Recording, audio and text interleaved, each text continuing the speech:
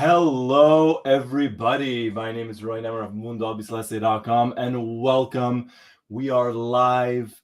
Argentina 3-0 win in the World Cup qualifiers against Venezuela. La Scoloneta rolls on. La Scoloneta absolutely rolls on. 30 matches undefeated now. One more match remaining in the World Cup qualifiers before the big match against Italy at Wembley in London. Hello, everybody. Let's take a look at the chat. Very, very lively. I see it already. I see some Racing fans in here as well. There you go. So I see Paro Miguel in here. Hello, Paro Miguel. Funky Buddha. Absolutely. Let's do this. Future millionaire Messi, still the best player in the world. Hey, we're going to talk about that. We have a lot to get to in this video, and we're going to take everybody's comments. George, Seba, unfortunately, is not here. Unfortunately, Seba is not feeling too well. Appears to be like a stomach bug type of thing, but he will be here on Tuesday. He did confirm with me. Seba will be back on Tuesday after Argentina's match against Ecuador. So I'm flying solo, but not technically solo because everybody's here. And just like we always do it, let's see where everybody is from. I know everyone's worldwide. We have viewers, people tuning in from all around the world, from Bangladesh, from Nepal, from India, from Pakistan, from the United Arab Emirates, from Qatar, from Lebanon, from the United States, from Canada. Everybody worldwide, let us know where you're from. There you go, Suman already. Good morning all the way from India. From Toronto, Janet, hello. I'm based in Canada myself, not too far away from Toronto. Gorab from Australia. John, Mundo Albiceleste's very, very good friend. All the way from Malaysia. New York City for George. Yes, absolutely. A fuerza for Seba. And let's keep it going. There you go. 2026 World Cup. Messi's going to be 37. We're going to get to all of that. Patrick, all the way from Montreal as well. Not too far from me. Bangladesh. Paulo Miguel. Nigeria, 338. From Barcelona, from Spain, from Kenya. Bangladesh again, Malaysia, yes. Oh my God, absolutely everywhere. And I love it. Thank you, everybody, for joining us. Hello once more. If you're new to the channel, hit that like button and hit that subscribe button. We got the World Cup qualifier series going on, and we got, the match against Ecuador. We got this right here. We got this one here. And let's do it. Hey, all the way from Sydney, Australia. Wow. Miami, Nepal, London, England, Calgary, Alberta, Canada. New Jersey, India, Shah Fitness, buddy. I'm doing good, man. I'm doing very good. How are you? Hope you're doing well. All right, so let's get to it. La Scaloneta, 30 matches undefeated. Argentina, wow. Let's get to it. Now, I know we're going to do things slightly different right off the bat. I want everybody to name me their top 3 players of the match. Throw it out there. We're going to talk about it. And then maybe the 3 players that, on the other side of the spectrum, not necessarily the 3 best, but let's say 3 that could use some improvement, let's say. So let's start off with that. We're hot and heavy. We're getting into this right away. So while everybody does that, give me your top 30, your top 3. We're going to go through it. And in the meantime, we have, future millionaire all the way from South Africa. Hello. Brooklyn, New York, Atlanta, Georgia. Here we go. And let's kick it off. So Adil writes Messi, De Paul, and Di Maria. And I feel like these are the 3 names that are going to pop up often. Di Maria, great role. Substitute, comes in, gets a goal, gets the assist. The hero from the Copa America. He did it again. And his goal, we're going to talk about his goal because that changed the match completely, I think, in my opinion, for Argentina. Made them play much more relaxed. But we're going to get to that. George, De Paul, Messi, and Leandro Paredes. Yes, all right. Paredes, a very, very good match for him. Samir, Messi, Di Maria, De Paul. Hitesh, Messi, Di Maria, De Paul. Messi, De Paul. Nicolas Gonzalez. Gonzalez, who worked very, very hard out there tonight, just as he always does. And you always need that forward, one of the wingers to at least one winger to kind of track back. We've seen it, case in point with PSG, right? Messi, Neymar, and Mbappe. Someone else, another one from Bangladesh, Anthony, De Paul, Messi, and Fideo. Another one for the Di Maria, Messi, and De Paul trifecta once more. John with Messi, De Paul, and Paredes, another one. Samir, all the way from Albania. Good. I want to say it's early morning for you in Albania, so good morning.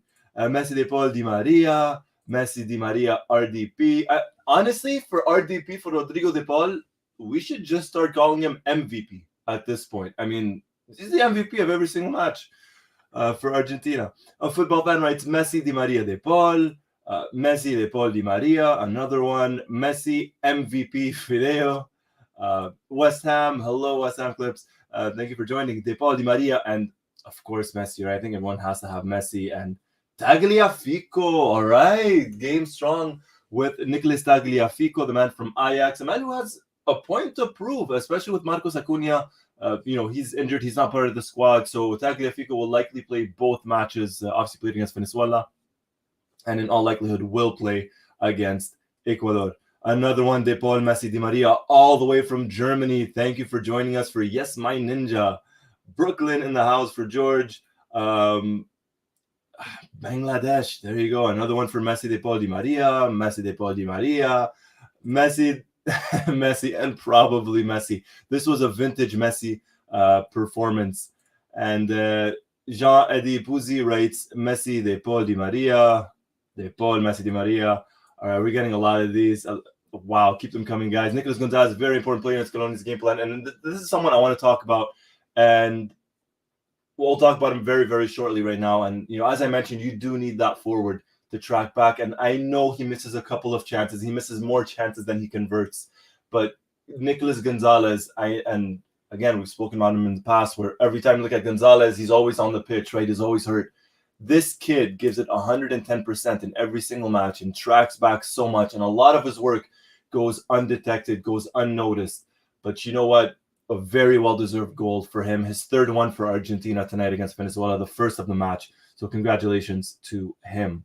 And Brian, all the way from LA. There you go. Gonzalez, selfless. That's exactly it. Messi, De Paul, Di Maria. Jojo's World from Jamaica. Messi, Leo, and La Pulga. There you go. Di Maria, Lautaro, although Lautaro did not necessarily play in this match, unless Mr. Abdullah, you're speaking about, what your top three forwards for Argentina would be. Oh, Johnny, we're going to talk about this. This is something big, and we're going to have a whole separate video for this, for the World Cup draw. Thank you for the idea. I absolutely love the input. And we're going to talk about that in a little bit regarding the World Cup draw. I'm just going to say we will have a World Cup draw video. So the World Cup draw is April 1st. Mark it on your calendar. Use your smartphone. Add that notification, whatever it is. Subscribe to the channel because we're going to do a video regarding the World Cup draw. All right. Patrick, yeah, man, absolutely. Good for him. Good for him to get the goal. Samir, I think we're going to see Alvarez probably against Ecuador. I was hoping he'd get some minutes tonight, but he didn't. All the way from Nepal. There you go, Parmiga. Kindly hit that like and subscribe button. And regarding Nicolas Gonzalez, Mr. Abdullah, absolutely. And wow, I absolutely love these guys. Absolutely, I love the comments. I mentioned at the start, I'm technically alone, right? Flying solo, so to speak. Seba's not here, but I'm not alone. Absolutely not. Look at this.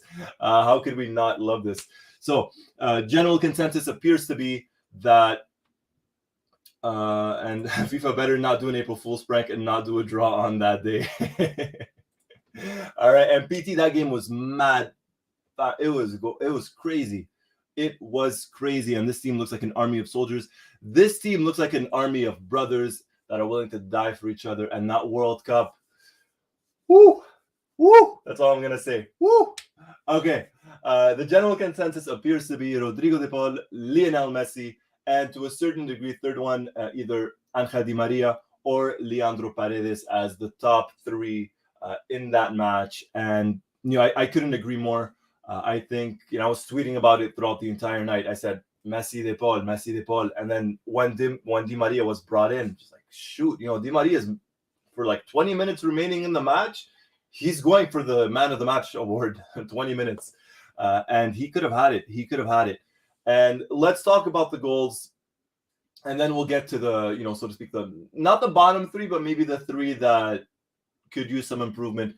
As for the goals, Nicolas Gonzalez gets the first one, and that first one, unfortunately, because of YouTube, obviously we don't want to get banned and stuff like that for copyright, but so we can't show the goals. But the first goal, essentially, what it was, Lionel Messi picks up the ball, makes a nice dribble towards the Venezuelan goal, plays a pass into Nicolas Gonzalez, who ends up losing the ball.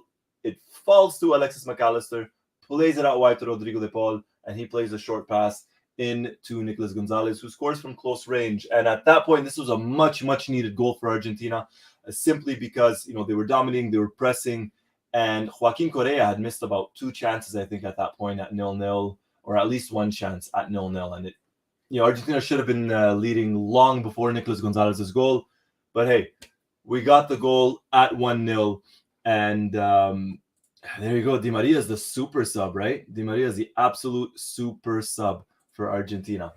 And then the second goal, we're talking about Di Maria. Let's just get to it. Angel Di Maria, Angelito, the hero of the Copa America final against Brazil at the Maracanã.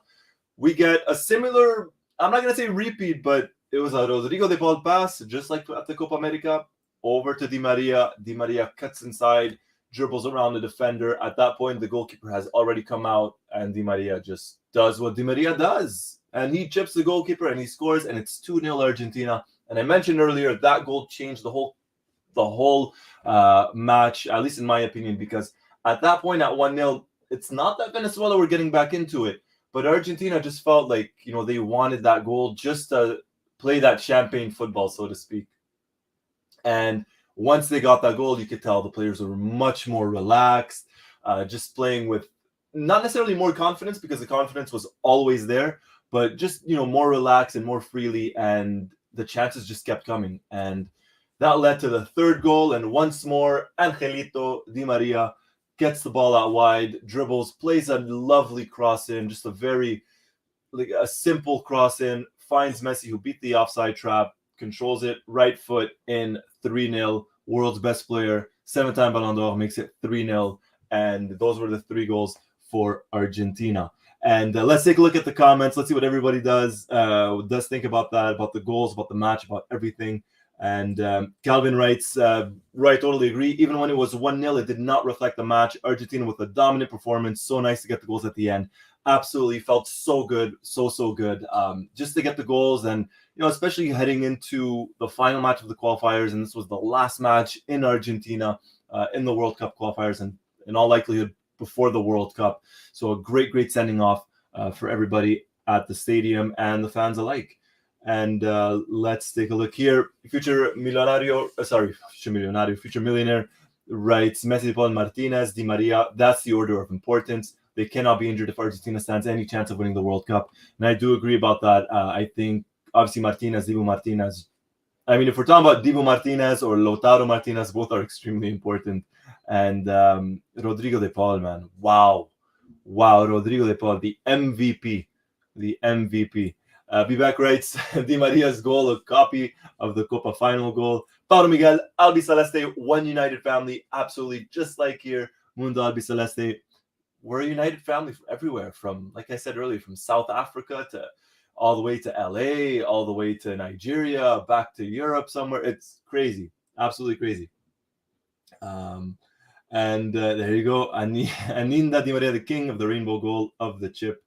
RDP is now an assist king when playing for his national team. He absolutely is. And Mr. Golazo is Di Maria. George, hey, love the support, George. Absolutely adore it, buddy. Thank you for that. Abul Qasim, good to see Nicolas Gonzalez score. He will need to be more impactful for the World Cup. All right, and let's get to it a little bit here. And low 3, Anthony has Correa, McAllister, Pesela. We're going to talk about that in just a little bit. Absolutely love the comments, everybody. Keep them coming. Absolutely great. Alex, RDP is a blessing. He really is. He truly is. And then Shah Fitness, RDP is now an assist king. Yes, he is. And George, 3-0 is a minimum expectancy for Argentina, the Copa America champions. It is, right? 3-0, let's say. Copa champions, buddy. Copa champions. Should call him MDP.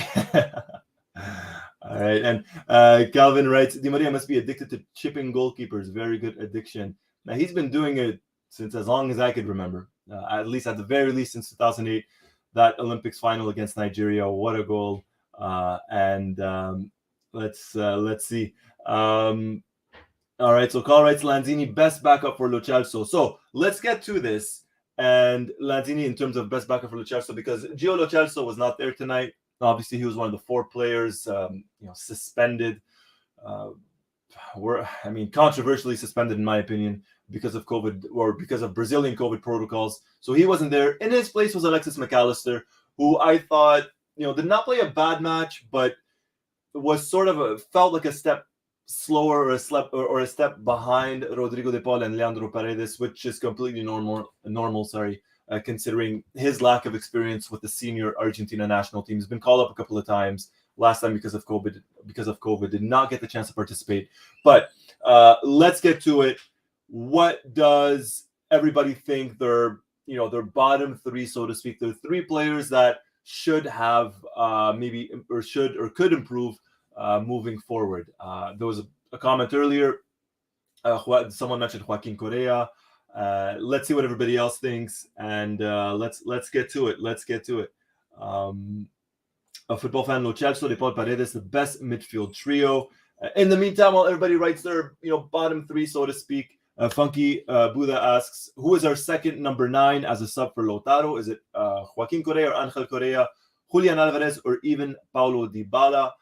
If it was up to me, look, Joaquin Correa did not necessarily play a bad match, got himself into some good spots on the pitch, some good positions, but his finishing, he's not a striker. Joaquin Correa is not a striker, and it showed. It showed in the previous matches when Lautaro was not there, more specifically against Paraguay, if I'm not mistaken, where he just missed a couple. And tonight, easily could have had a hat-trick, and Messi could have had a hat-trick of assists just off of Joaquin Correa alone.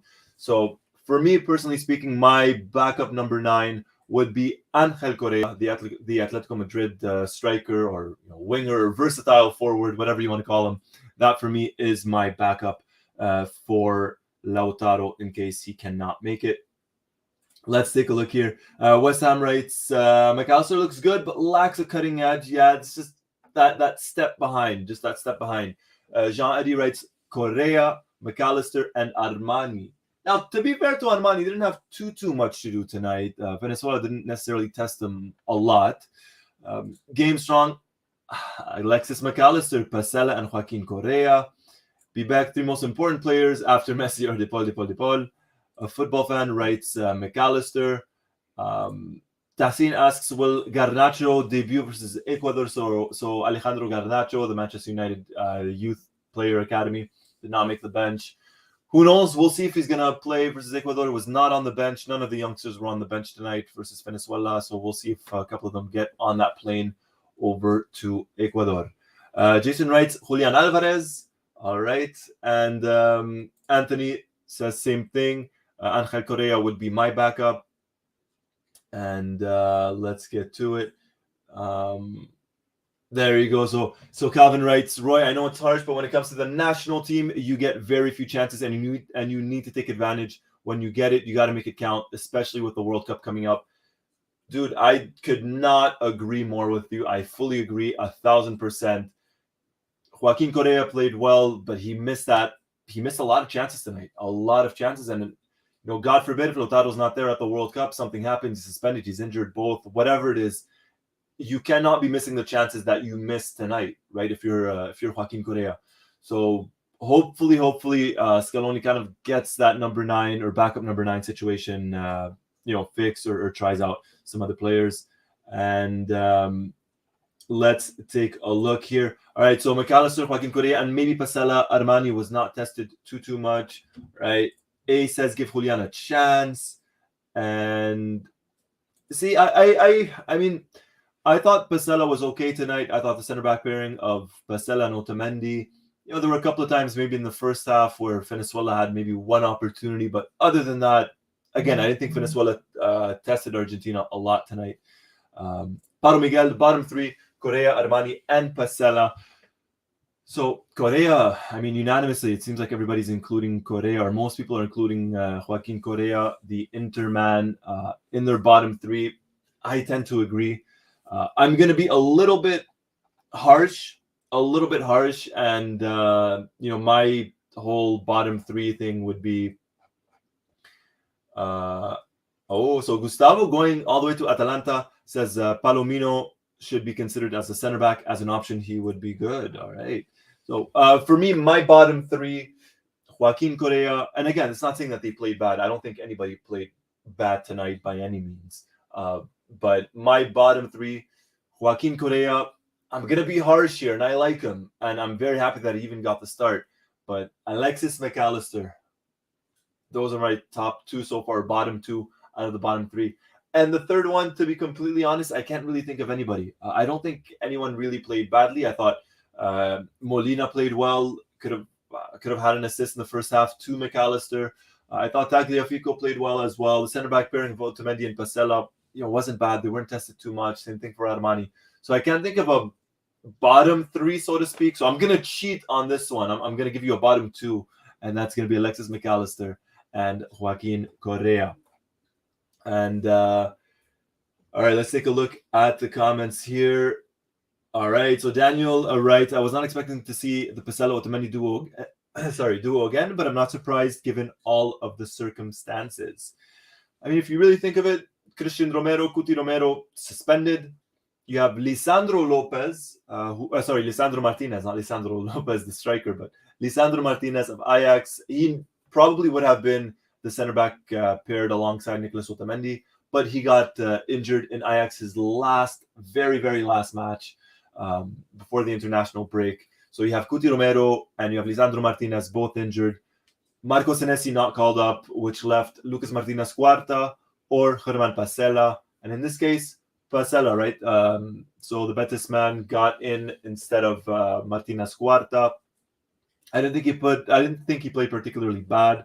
Calvin asks, is Cuti back for Ecuador? Unlikely. No, it doesn't appear that any of the four players that are suspended, and by four players I mean Emiliano Martinez, Emiliano Buendia, Christian Romero, and Gio Lo Celso, looks like they're going to remain suspended for the Ecuador match. Now, Lanzini over McAllister next match. I do have a feeling that Scaloni will not be starting Alexis McAllister, and this is just a feeling. This is absolutely based on nothing. This is just what I think. I think that's what we're going to get. I think we're going to get someone else alongside De Paul and Paredes. Whether that's Lanzini or someone else, maybe it's Lanzini, maybe it's one of the youngsters, maybe it's Guido Rodriguez, who knows? But I don't necessarily think it's going to be Alexis McAllister once more. All right. We got a question here. So can Dybala contribute to the Argentina national team? He's a whole other subject, and his name constantly pops up every single time we do these live chats or these live discussions. I think Scaloni summed it up perfectly when he spoke about Dybala, or when he was asked about Dybala on Thursday or in Thursday's press conference. And essentially that is, he cannot call Dybala up when he's injured or just coming back from injury. He needs to get some rhythm. Once he gets some rhythm, if he does well with the club, then hopefully he could get called up to the Argentina national team. And that's essentially on Dybala. He has to stay healthy, he has to stay fit, and he has to play well. I think if he does those three things, or if he has those three things, then certainly I think Dybala could be included in the Argentina national team. Now, Paulo Miguel, we have Musso, Rui, and Rossi all better than Armani. And this got a lot of talk, a lot of people discussing this when Scaloni confirmed that Franco Armani would be the goalkeeper tonight with Emiliano Martinez suspended. A lot of people said, hey, why not Musso? Why not Rui? Or why not even Rossi? Now, Rossi's not part of the national team just yet. He was called up previously, but not part of this setup. So regarding Juan Musso, I think we get Musso against Ecuador. I think Scaloni kind of hinted towards it. He said Armani would play against Venezuela, but he said we might give the opportunity, or we might, have someone else in goal against Ecuador. So I think that's what's going to happen. We probably got Venezuela tonight for Armani, and Ecuador will probably be Juan Musso of Udinese, or Atalanta. Sorry, no, Atalanta, not Udinese. So that's what I think we're going to get. And let's see this. So another one here. PT Scaloni needs to start giving Julian Alvarez some chances, especially now with Lautaro. I'm going to say this, and hopefully everybody understands where I'm coming from in regards to Julian Alvarez, because I think He's a tremendous talent. I think the potential is there. Manchester City would not buy him or would not want him if he wasn't good or if they did not think that he could get to their level. All right, I think he's a tremendous talent, like I said, and definitely one for the future. And some might even argue one for the present. My whole thing with Alvarez is he got some playing time in the past, very little, and honestly not really enough to fully judge him. But the matches or the minutes that he did get, one in particular versus Uruguay, I believe it was the match against Uruguay in Argentina, not the one in Uruguay, but the one in Argentina in October. He when he was coming up against those Uruguayan defenders, the ones playing in Europe, you could kind of tell, and I think it was Seba that mentioned this when we did the live video, you could kind of tell the difference in quality, so to speak. And you could tell he's not there just yet. And let's not forget, Scaloni sees a lot more than we do. We don't see anything of what happens in training. So maybe Scaloni sees something in Alvarez that makes him think, okay, maybe not yet. Maybe he's not ready just yet. Or maybe he's ready, but for that specific match or with 10 minutes left or 15 minutes remaining in the match. So that's my whole thing when it comes to Alvarez. Would I like for him to start? Absolutely. If it were up to me, I would start him. I would have started him probably against Venezuela tonight. I might even start him if it were up to me against Ecuador. I definitely think he deserves the chance, deserves the opportunity to show what he can do. But if you really look at it tonight, Alvarez was not subbed in. Joaquin Correa was substituted out, and it was Lucas Boye of Elche, the striker, Lucas Boye from Elche, that got his national team debut tonight. So he got some minutes. Now, whether that was Scaloni just wanting to give him his debut because he deserved it and he wanted to see what he can do, or maybe it was something else, I don't know. But keep in mind, and I always try and say this, coaches see something in training that we don't. Right? We don't necessarily get to see what happens in training, or at least not everything. So maybe Scaloni doesn't think that he's ready just yet. But we'll see. We shall see. Pablo Miguel writes, Julian Alvarez is a world beater, in my opinion. Dude, I agree. I'm saying, like, the potential's there. The talent is there. I would give him a shot. I'm just saying maybe there's something Scaloni sees that we don't. That's my whole argument. Because other than that, the kid deserves it. I would start him. And it's better to just start him now, get him some minutes, see how he does. Even if he doesn't score, if he plays well, gets an assist, if he plays the system, I mean, why not? If he's looking for that number 9, again, nothing against Joaquin Correa, because I thought for the most part, he played well tonight. He just was not able to score. But that's 2 matches now where Correa misses several chances in a single match. So it wouldn't hurt to give Alvarez that chance. Just my opinion. Boye has an Italian passport. I was not aware about that. I was not aware of that, to be honest, Tassin. So thank you for the information. I did not know that. What about Simeone? So Giovanni Simeone is another one. He was part of the preliminary list of players by Lionel Scaloni. Did not make the final cut. For him, it's just, he'll score 10 goals in 2 matches, and then he won't score for like 5 months. So I think for him, once he starts scoring regularly, I think that's when he's going to get his opportunity with the national team. Right. Somo writes, this Argentina team is very positive and united more than the previous teams. They will sacrifice everything to become victorious. So I'm hoping they will bring the World Cup. Watching you from Bangladesh. Thank you for the support, Somo Z. Thank you for that, buddy. Much appreciated. And hey, Tom. Tom asks, which of the 7 youngsters are you looking forward to the most? And do you think any of them will get any playing time? Oh, that's a very good question. You know what? I'm going to answer that. But at the same time, I want everybody in the chat to answer that. So let me know. And Tom as well. Tom Mon as well. Let me know the youngsters. Is there someone that you really in particular want to see? There's a lot of them.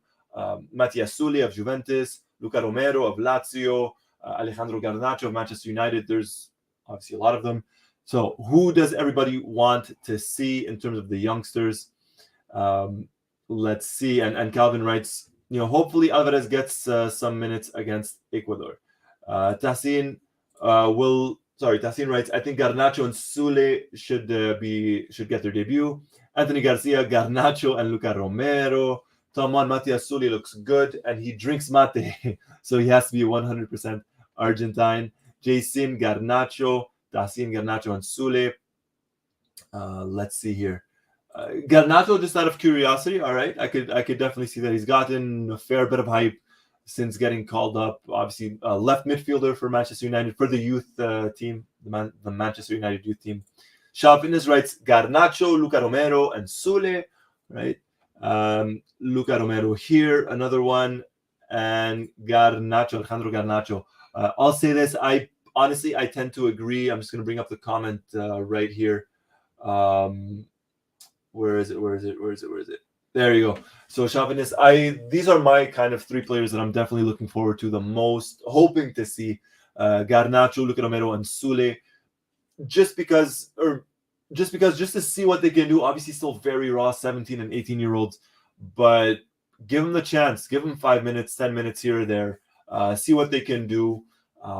Those are the three that I am personally looking forward to seeing. And Tom Mon, thank you, buddy. Thank you for joining, and thanks for the comment. Very much appreciated. Very, very much appreciated. All right, I'm looking forward to Garnacho. We still lack a proper right-footed pacey winger, even though Cepajos of Boca and Farias of Colón are there. And they have not been called up, not this time around. So maybe in the next one, but the next one essentially would be Italy at Wembley Stadium in London on June 1st. And then after that is the match against Brazil, the qualifier. So let's see. George writes, listen, I'll gladly take a draw versus Ecuador, undefeated 30 matches. Come on. Vamos Argentina. Absolutely. Intihab Aftab writes Carboni. Ocampos, all right. So Ocampos is part of the squad tonight, and he was on the bench. He was a substitute, not used, was not brought in by Scaloni. But Lucas Ocampos of Sevilla, another one, right? Maybe in place of Nicolas Gonzalez at one point. Who knows? Maybe as a substitute. Although I think Ocampos has kind of fallen in the pecking order. Abu Qasim mentions or writes, I got the impression that Scaloni will not debut any of the youngsters, but give them a chance to be involved with the national team. Hopefully they are committed to the national side. And it appears to be. If you follow them on social media, or if you follow the Mundo Albiceleste or my account on social media on Twitter, you'll see that a lot of these youngsters, or all of them really, are posting pictures with not only with Messi, but with the rest of the team as well, and posting pictures of themselves together. So I feel like there's something building there between those guys, between those kids, which is great to see as well. Garnacho, Sule, and Paz of Real Madrid, if I'm not mistaken, and they'll be available. Tassim, they'll definitely be available. Let's see here. So taking a look at more comments. All right. All right. So good question here from QNT. Hi, Roy. Tomorrow the under-20 team will play against the United States. Do you know if the new guys coming from Europe will play? So essentially the idea is that they would play. That's what was being rumored, was that they would train with the under-20 team and play. That is the idea. That is what was being rumored. Although who knows if Coach Javier Mascherano, because yes, Mascherano is coaching the under-20 team right now. Who knows if he's gonna select them, so to speak. But there are rumors that they could play, and we'll see. The match is tomorrow, and we'll see what gives for that one. Jean-Philippe Loiseau asks, "Is this the most united Argentina team you've seen in your lifetime?" One of the, absolutely. I think the 2014 team was very united, just because they went on that winning streak where they were just playing well, and at the same time, a lot of that 2014 team came up from the youth teams together, from the under-20s, from the Olympics. If you look at, Messi, Agüero, Di Maria, Fernando Gago, Ezequiel Garay, Sergio Romero, to a certain degree, Pablo Zabaleta.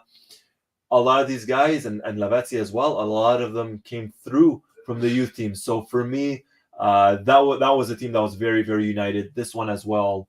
2018, not so much. 2006, you had that too, because you had a lot of the younger players that came up through the youth team from Peckerman, Nicolas Berdiso, Fabrizio Colocini, for example, Walter Samuel, I think even Roberto Ayala. So that one was united. But this one here, there's something about this team. They won the Copa America. They got that monkey off their back. So who knows? But in my opinion, who knows what they can do if they can end up winning the World Cup. Hopefully they do. But in my opinion, I think this is definitely one of the more united teams. And here you go. Yes, well, the match is tomorrow on Saturday. We'll be able to discuss it on Twitter and on the website as well, on mundoalbiceleste.com. It's going to be there. All right. So let's take a look. Calvin, Roy, I remember your infamous rant on how everyone kept doubting Argentina and wanted us to test versus European teams. European champions got eliminated from World Cup qualifiers. Roy is always right. I mean, I don't know if Roy is always right in that sense, but I mentioned it last time. I'll say it again. People are underestimating Argentina. People think, they haven't played European competition. No, European competition has not played Argentina. That's how it works right now. At least in my head. Not saying there are no good teams in Europe. There absolutely are. But something about this team. All right, let's take a look at the chat once more. Funky, our strength is defense and weakness is no backup to Lautaro. I agree in terms of the weakness. I think the weakness is having that backup to Lautaro Martinez. I think we're solid goalkeeping-wise. Emiliano Martinez, Juan Musso. Left back, I think both are more than capable. Acuna, Tagliafico. Center back, we have a lot of options. Montiel Molina is right back, solid. Midfield, good as well. It's the striker. Lautaro Martinez scores for Argentina whenever he plays, but you need that backup. And when he's not there, we saw tonight, Joaquin Correa once more missed a couple of golden opportunities, some one-on-one chances. And, I think that's definitely a weakness. Or I wouldn't say a weakness, but something that could be improved. I don't like the word weakness too much, but something that could be improved upon. Absolutely. And let's take a look here. Top three. Oh boy. Let's see. So for me, it would be outside of Argentina, I got Spain. I think can do a lot. Very, very good team. Have the potential to win it. France is a contender as well. Obviously, reigning world champions and just have so much depth and talent. And with Mbappe, especially in the form he's in, you can never count them out. So Spain, France, Germany's building a very good squad as well. So those are the three teams in my opinion. Fercho Andres writes, Correa seemed nervous, especially in front of the home crowd. He will get his goals. I hope so. Absolutely, I hope so. I like Correa. I don't want him to fail, especially with Argentina. So hopefully he gets his goals soon. And George, his top three: France, Argentina, England. See, I think England, it's just, I'm not gonna say overhyped, but I think they're beatable. I'm not gonna say they got lucky in the Euros, but the one good team that they faced in the Euros, they lost against, and that was the final against Italy. They played most of their matches at home at Wembley. Relatively easy. I mean, they faced the weakest German team since Euro 2000 or so, 2000 or 2004. So, they got the win versus Germany, and that's good for them. But they're strong. I won't say no, but not a contender yet. Argentina, Brazil, Germany. Argentina, Spain, Germany. Yeah, Brazil's another one as well. You can never count them out, especially the form they're in. The attacking talent that they have. They do have some good goalkeepers as well, Alisson and Ederson. Although, Argentina could score against them.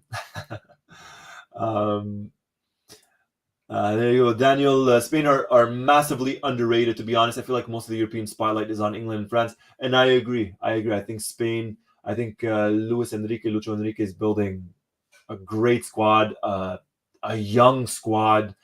I mean, Samir mentioned it. Gavi, Pedri, Ferran Torres as well. Yeah, I would agree. They're good. They're good. France runs on individuals. Ooh, yes. And England are certainly beatable. So your thoughts as Angel Correa as backup number 9? I would try him. If it's not going to be Julian Alvarez, which would probably be my first choice when Lautaro's not there, I would try out Angel Correa instead of Joaquin Correa. I think Angel is just, he's more creative than Joaquin Correa, so much more of a dribbler, much more versatile, can play on the wings, can play as that supportive striker, and can play as that number 9. I think, he excels in a lot of different positions. And for me, I would have him instead of Joaquin Correa. You lose height, Now, Joaquin is taller than Angel. You do lose height in that sense, but it's not like Argentina's crossing a lot into the penalty area either. They've gotten some goals off crosses, yes, off corner kicks and everything, but for me, my backup number 9, Angel Correa, I would start him. If it's not Julian Alvarez, I would certainly go with Angel Correa in place of Joaquin Correa. Let's see here. So people are still talking about, World Cup contender teams: France, Brazil, Spain, and England. So England getting some comments out here. England getting some comments. No one. There's no one that can replace De Paul. What he does on the team, offensively, defensively, the spirit, the fight, the grit, the determination, everything.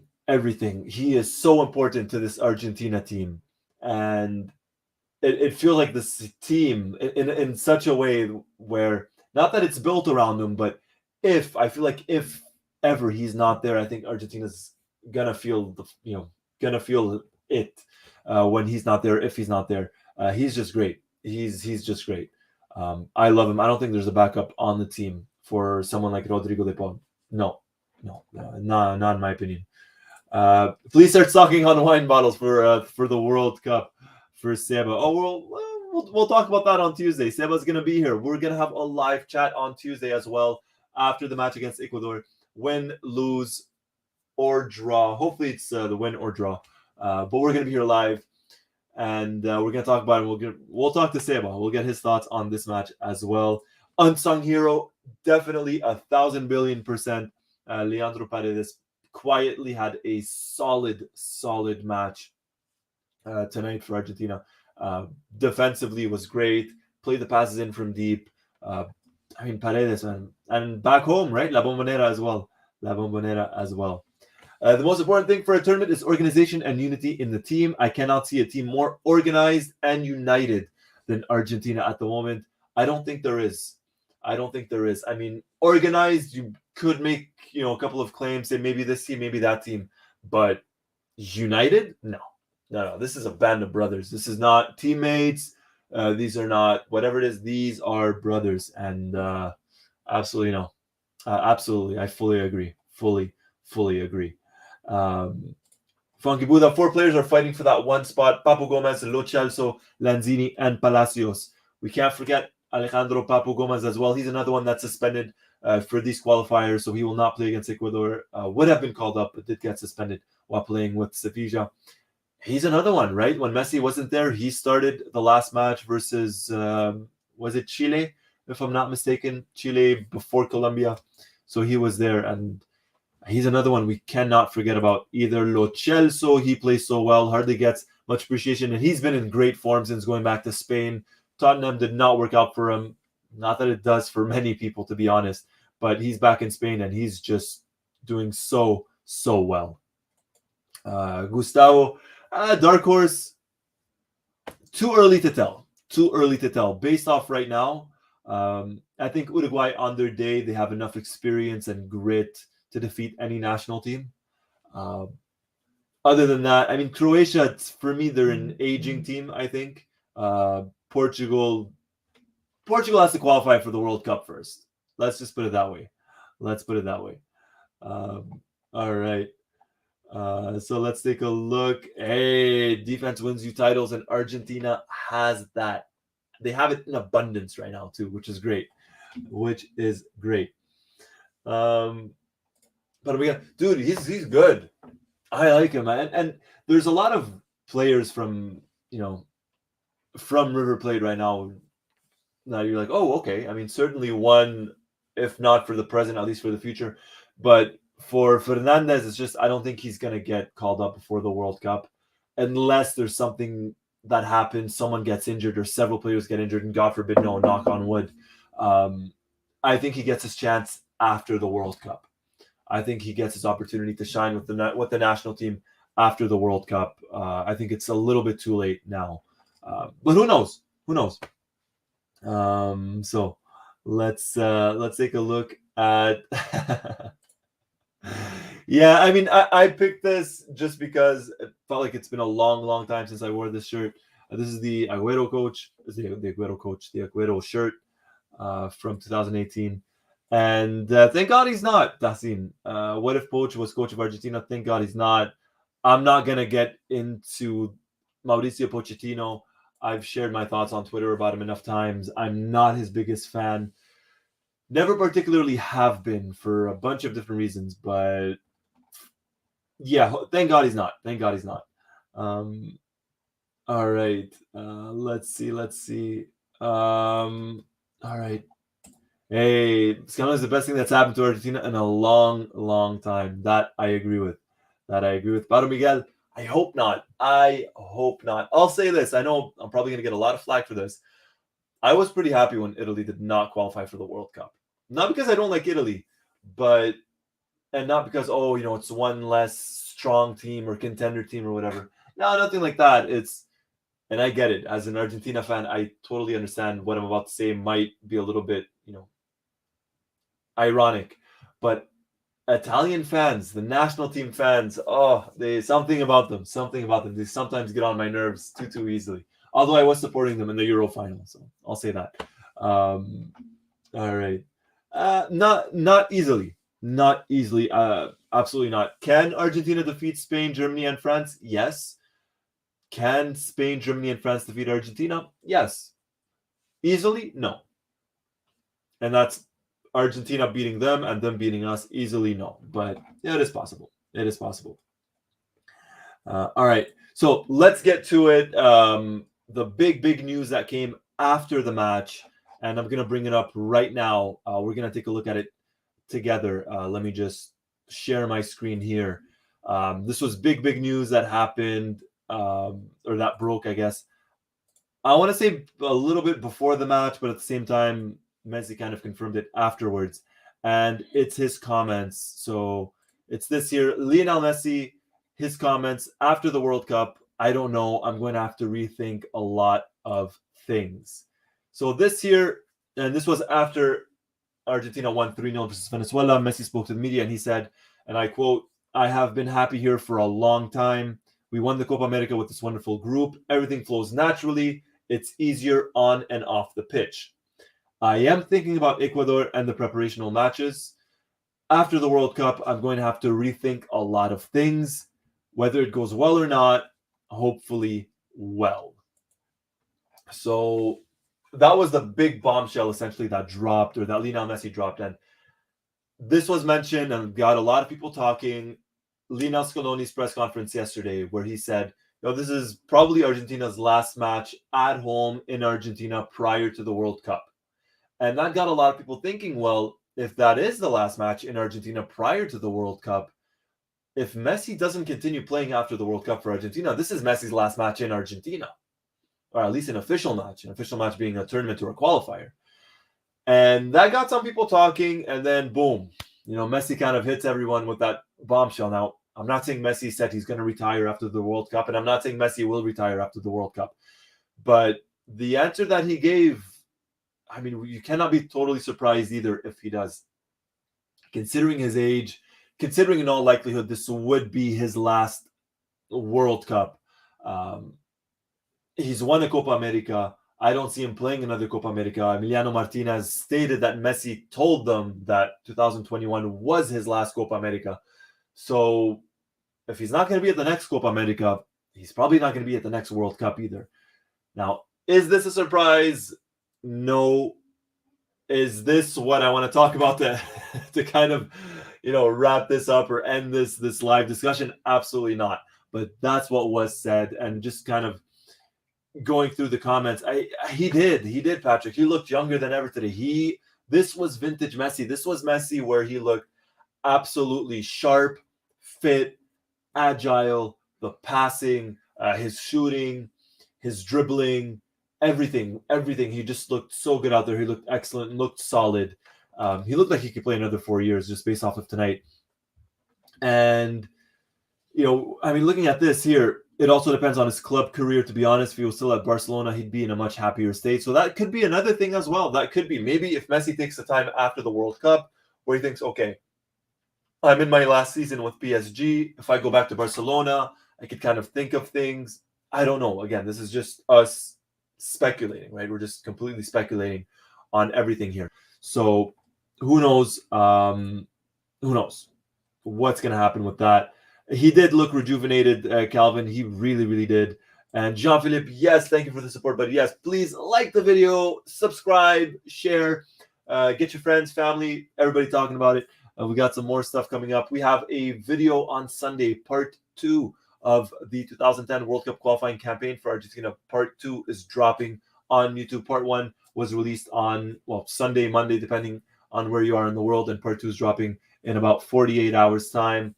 And then 48 hours after that, Argentina versus Ecuador. We have the live discussion just like we're doing it right now. I'm gonna be joined by Sebastian Garcia as well.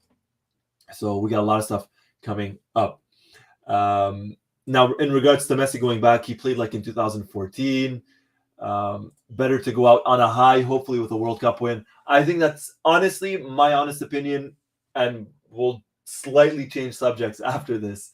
My honest opinion, I think, this is just me guessing, I'm not basing this off anything at all. I think Messi stops after the World Cup for Argentina. I think this is it. I think he knows it. I think it's the traveling, the age. He's won the Copa America. This is as good of a chance as he's ever going to get for the World Cup. I think he knows it, and that's why I think, for me anyways, this might be it for Messi. But who knows? Who knows? George says he's prioritizing Argentina. He absolutely is. He absolutely is. Give me just a second here. Just got to plug back my... here we go. Sorry. I had to plug back the laptop. The battery was running low. So he is prioritizing Argentina. I mean, I say that. It's not that he's not giving 100% at PSG. He is. It's just, PSG right now is not necessarily a good fit for him, let's say.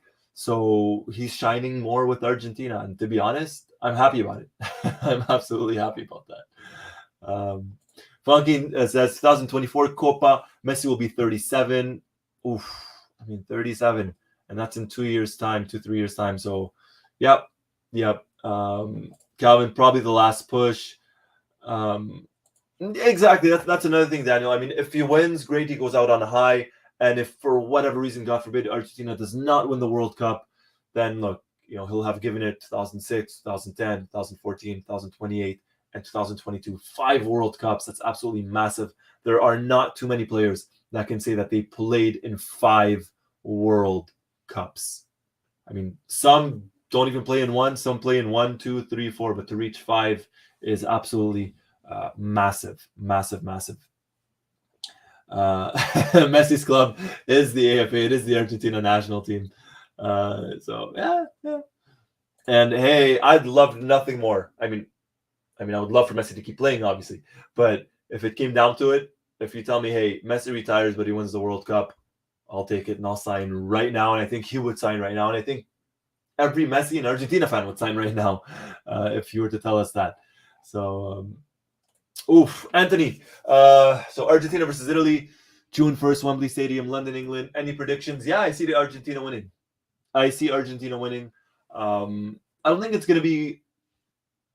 I think it's going to be a difficult match. I think Italy is going to approach this match with, the bitter taste of not qualifying for the World Cup. I think they're going to use this match to be like, hey, you know what?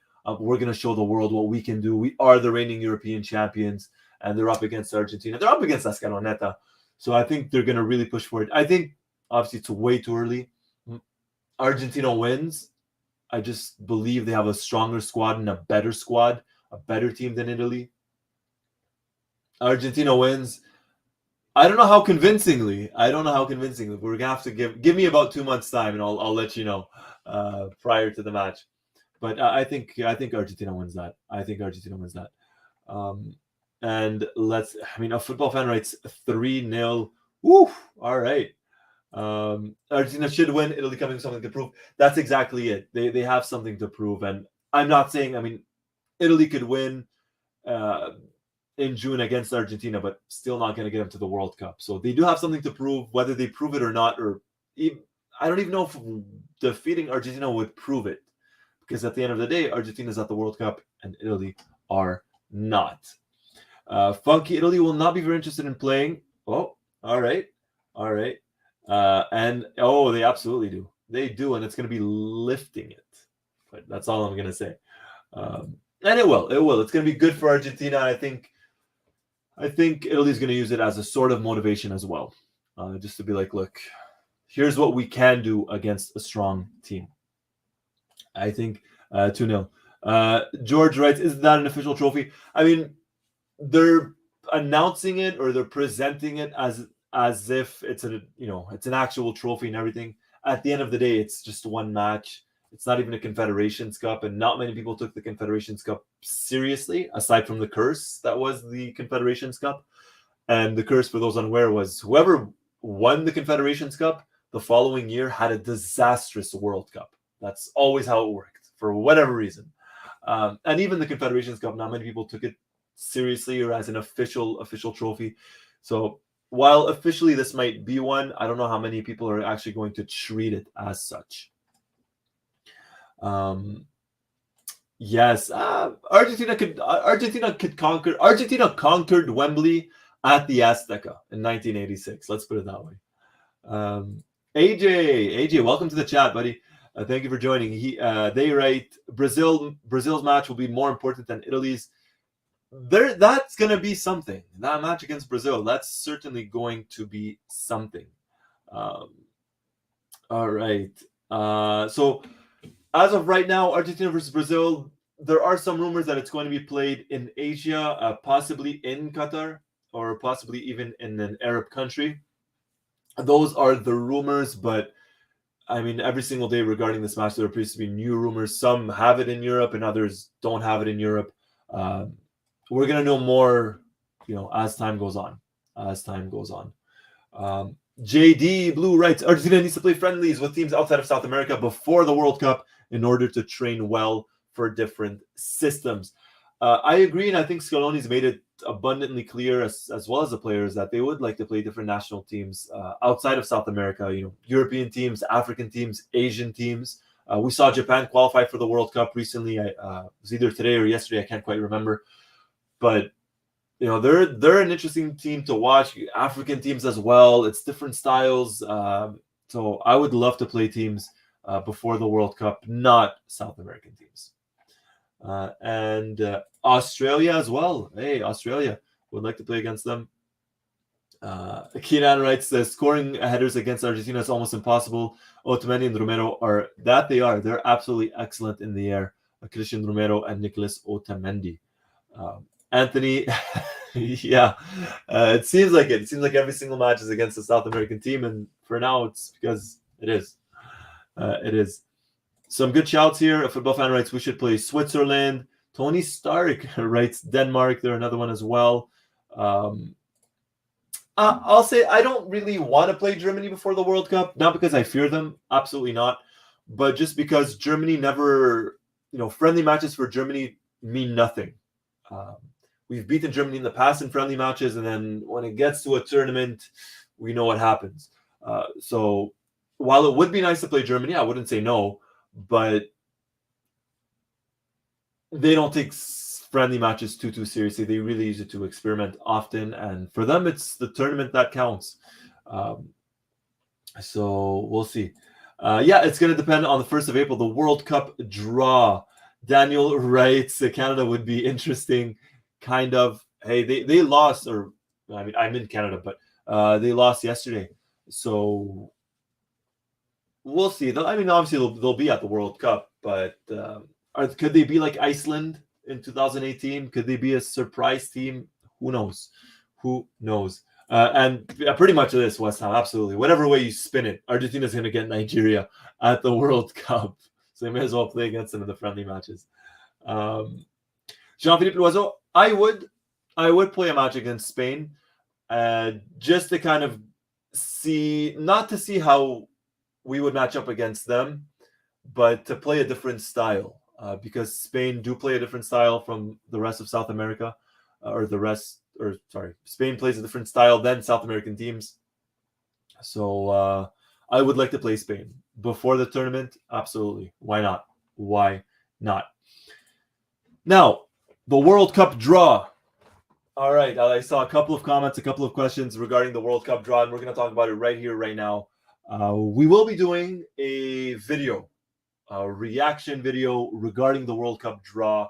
Whether it's going to be immediately afterwards, or during, or a couple of hours afterwards, that remains to be seen. But we will be doing it, and we're going to be announcing it on the YouTube channel. So keep your eyes peeled. Subscribe. Hit that subscribe button. It's, I guess, somewhere here, depending on where your screen is. Hit the subscribe button to get the notification of when we are going to be doing the World Cup draw video. That's on April 1st, which I believe is next Friday. Argentina in pot 1. People asking, who is in pot 1 or which teams are in pot 1. Let's take a look at it. Let me just bring that up right here to see, the FIFA rankings, who's in pot 1. And let's take a look at it right here. So let's bring that up. Pot 1, here we go. Pot 1, essentially, it's the top 7 ranked teams. And the reason why it's top 7 is because Qatar, the hosts, are a seeded team. So Belgium ranked number 1, Brazil 2, France 3, Argentina 4, England 5, Italy 6, Spain 7. Now, Italy will not be at the World Cup. So if we get rid of Italy, we go down Portugal. So Portugal would be or could be a seeded team if they qualify for the World Cup. If Portugal does not qualify for the World Cup, then Denmark or the Netherlands. Yeah, Denmark or the Netherlands, or possibly Germany could be a seeded team. So Denmark, Netherlands, or Germany, if Portugal does not qualify for the World Cup. So once more, Belgium, Brazil, France, Argentina, England, Spain. Those are 6 confirmed teams to be in pot 1 alongside the hosts, Qatar. And then if Portugal qualify, then Portugal's the last seeded team. If not, it's one of Denmark, Netherlands, or Germany, whoever finishes the highest in those rankings. So that's essentially how it would be regarding this. So Argentina would avoid those teams, or the seeded teams, at least in the groups. And then, Argentina qualifies for the round of 16, and then who knows what happens? Who knows what happens? But we're going to talk about it. And you know what? I'm thinking, it is next Friday. So potentially maybe next Wednesday or next Thursday, maybe we could do a live video where we can talk about who would you like to get in the group? Who would you like to get in your group? Maybe we could do like a simulation draw, or people could give us their comments on, hey, I'd like to have this team and this team, or avoid this team and avoid that team. So we might have a couple of... we could do that. So we have the video that drops, the 2010 World Cup qualifying review for Argentina, part 2, which drops on Sunday. Hit that notification button, hit the subscribe notification button to be the first one to get notified when it does get uploaded. Then on Tuesday, immediately following Argentina's World Cup qualifying match against Ecuador, we are live on YouTube and Facebook. And then either the Wednesday or the Thursday, we have the mock World Cup draw. And then on Friday, we have the World Cup draw video. So we have some content coming up for everybody in the next week, and even beyond that. So let's take a look at the final comments here going out. And Harry, there you go. Argentina will break Italy's record during the World Cup. Cannot wait. Obviously, the undefeated streak, or the undefeated record that Italy holds. And I don't understand how Belgium is still ranked number 1. I truly do not understand this, but for whatever reason, they still are number 1.